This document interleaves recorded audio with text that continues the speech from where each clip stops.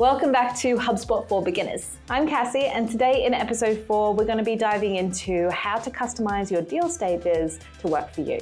If your pipeline looks a little bit too generic, don't worry, we're going to show you how to customize it to be perfect for you. From your homepage, we're going to head over to settings, and then down on the left-hand side, we're going to head to objects, and then to deals.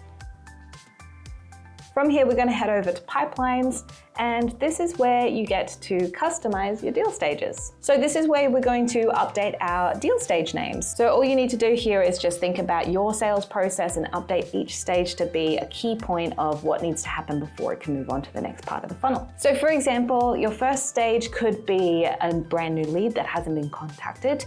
And once you've contacted it and you've either qualified it or unqualified it, you can move it over to the next stage, which could be quote sent, or just move it to close lost if it wasn't qualified.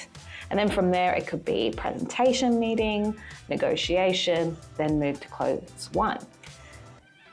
That's just a basic example, but I'm sure everyone's got their own set milestones based on their own sales process. Once you've set that up, you can also update the probability of the likelihood of it to close. And once you're happy with it, let me just make a change here.